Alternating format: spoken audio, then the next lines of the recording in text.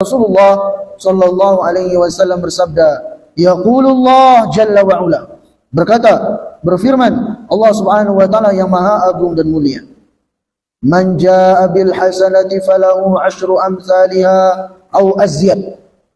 Di firman Allah, barang siapa yang melakukan kebaikan, melakukan amal soleh, melakukan ketaatan, maka baginya 10 kali lipat pahala, bahkan lebih dari itu. Ya. Wa man jaa bis sayyi'ah fajazaa'u sayyi'atin sayyi'atun mithluha au aghfir. Subhanallah. Kata Allah Subhanahu wa taala berfirman, ya Allah Subhanahu wa taala berfirman, adapun barang siapa yang melakukan keburukan, melakukan dosa, melakukan maksiat, maka balasan dari satu maksiat yang dia lakukan itu adalah satu dosa. Jadi satu dosa, satu kesalahan dihitung satu dosa. Au aghfir, atau bahkan aku akan maafkan, aku akan ampuni.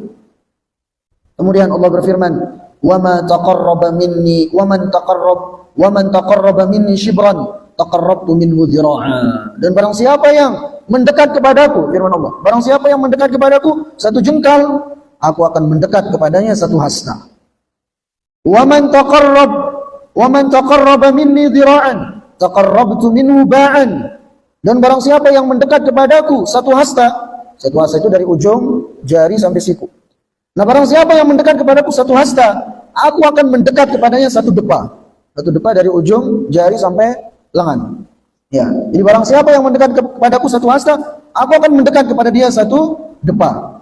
Wa man atani yamshi ataituhu harwalatan. Dan barang siapa yang mendatangiku dengan cara berjalan, maka aku akan mendatanginya dengan cara berlari. Hadis ini sahih, diriwayatkan oleh Imam Muslim. Nah, para jamaah yang mudah-mudahan dimuliakan dan dirahmati oleh Allah Azza wa Jalla, maka dalam hadis yang mulia ini Allah Subhanahu wa taala mengabarkan kepada kita tentang betapa luasnya rahmat dan kasih sayang Allah Subhanahu wa taala kepada kita sebagai hamba-hambanya. Ya, bahkan bisa kita katakan sayangnya Allah kepada kita melebihi sayangnya kita kepada diri kita sendiri. Hakikatnya Allah Subhanahu wa taala menginginkan kita semua masuk surga. Tapi kadang kitanya saja yang masih enggan. Buktinya ini hadis ini. Ya, Allah Subhanahu wa taala berfirman, barang siapa yang melakukan satu ketaatan, aku akan lipat gandakan pahalanya minimal jadi 10 atau lebih dari itu. Tapi kalau maksiat yang dilakukan, satu maksiat hitung satu dosa. Giliran kalau kebaikan, ketaatan, Allah lipat gandakan. Minimal 10 atau menjadi 700 atau menjadi kelipatan yang hanya Allah Subhanahu wa taala yang mengetahuinya. Lihat bagaimana luasnya rahmat dan kasih sayang Allah Subhanahu wa taala kepada kita. Ya, giliran dosa, satu maksiat Allah hitung satu dosa. Itu pun kadang Allah ampuni. Ini firman Allah. Au aghfir, atau aku ampuni. Ya. Nah, dalam beberapa ayat-ayat Al-Quran menunjukkan hal ini. Di antaranya kaitan dengan sedekah misalnya. Allah Subhanahu wa taala berfirman, "Matsalul ladzina yunfiquna amwalahum fi sabilillah kamatsali habatin anbatat sab'a sanabila fi kulli sumbulatin mi'atu habba wallahu yudha'ifu liman yasha." Ya, dalam Al-Quran surah Al-Baqarah, perumpamaan orang yang berinfak di jalan Allah adalah seperti seorang yang menanam satu benih. Dari benih itu tumbuh tumbuhan yang memiliki 7 tangkai. Setiap tangkai menghasilkan 100 biji.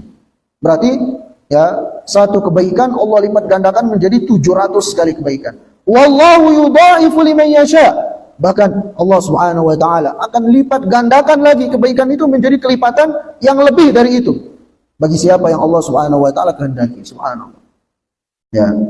Nah, ini semua yang menunjukkan kepada kita bagaimana ya luasnya rahmat dan kasih sayang Allah Subhanahu wa taala kepada kita sebagai hamba-hambanya. Kemudian juga dalam hadis ini Allah Subhanahu wa taala berfirman, siapa yang datang kepadaku, ya, siapa yang mendekat kepadaku satu jengkal, aku akan mendekat kepadanya satu hasta. Yang mendekat kepadaku satu hasta, aku akan mendekat kepadanya satu depa. Yang mendekat kepadaku dengan cara berjalan, aku akan mendekat kepada dia dengan cara berlari. Lihat bagaimana Allah Subhanahu wa taala begitu menginginkan kebaikan-kebaikan bagi kita sebagai hamba-hambanya. Makanya Allah Subhanahu wa taala itu sangat senang kalau ada hambanya yang kembali kepadanya.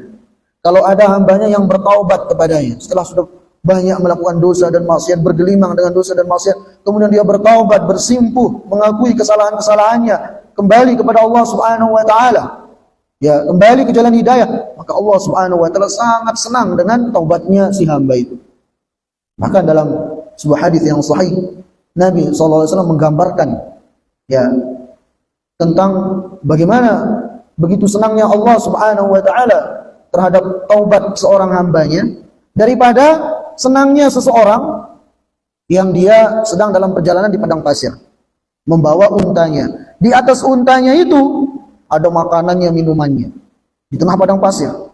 Kemudian dia istirahat, ya, menjamkan mata sejenak, tidur sejenak, bangun-bangun untanya nggak ada di depan mata, bangun-bangun untanya hilang. Sedangkan di untanya itu apa? Makanannya, minumannya, posisinya di tengah padang pasir. Kira-kira, ya, orang kalau posisinya seperti itu gimana? Tinggal nunggu mati sudah. Ya, sudah panas terik, makanan minuman nggak ada, di tengah-tengah padang pasir. Ya, orang ini sudah putus asa. Ya, akhirnya dia pun mencari untanya sana sini, nggak ketemu, maka dia pasrah sudah, putus asa. Dia pun istirahat, tidur, menjamkan mata sejenak. Ketika dia bangun dari istirahatnya, ternyata sekalinya untanya sudah di depan mata. Kira-kira kayak apa senangnya orang ini? Oh, luar biasa senangnya. Ya, seolah-olah dia merasa hidup kembali. Setelah tadinya putus asa, ya, merasa sudah mati di depan mata, ternyata untanya itu sekarang di depan mata, lengkap dengan makanan minumannya. Maka orang ini pastinya sangat senang. Nah, kata Nabi SAW, Allah Subhanahu wa taala itu lebih senang dengan taubat hambanya dibanding senangnya laki-laki ini, ya, yang melihat untanya kembali setelah hilang di tengah padang pasir. Nah, ini, ya, semua yang menunjukkan kepada kita, para jamaah yang Allah muliakan, tentang luasnya rahmat dan kasih sayang Allah Subhanahu wa taala kepada kita sebagai hamba-hambanya. Makanya kita jangan pernah merasa putus asa dari rahmat Allah. Sebanyak apapun dosa yang kita lakukan, kita memiliki Allah Subhanahu wa taala yang Maha mengampuni segala dosa. Sebesar apapun dosa yang kita lakukan, ampunan Allah itu lebih besar. Rahmat Allah Subhanahu wa taala itu lebih besar. Maka jangan pernah putus asa. Allah Subhanahu wa taala berfirman, "Qul ya ibadiyalladzina asrafu ala anfusihim, la taqnatu min rahmatillah, innallaha yaghfiru dzunuba jami'a." Katakan kepada hamba-hambaku yang telah melampaui batas, jangan kalian putus asa dari rahmat Allah, karena sesungguhnya Allah Maha mengampuni segala dosa.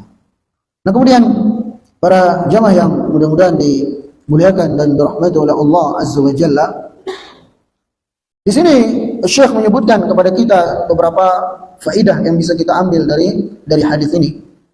Ya, yang pertama kata beliau, ar-raja bi'afwillah wa rahmatihi wa adamul ya's min maghfiratihi wa anna aqalla maratib mudha'afatul hasan ila 'ashrati amsalha wallahu yudha'ifu liman yasha.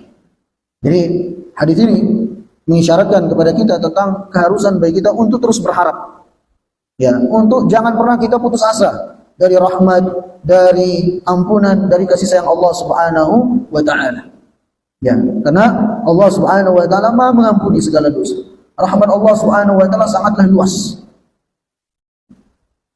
Bahkan seperti yang kita katakan tadi, ya, dalam hadis ini Allah Subhanahu wa taala menyebutkan bahwasanya amal soleh yang dilakukan oleh seorang hamba itu minimal Allah Subhanahu wa taala akan lipat gandakan pahalanya menjadi 10 kali lipat, bahkan lebih dari itu. Ya, sebaliknya kalau maksiat, satu maksiat Allah hitung satu dosa, bahkan bisa Allah ampuni.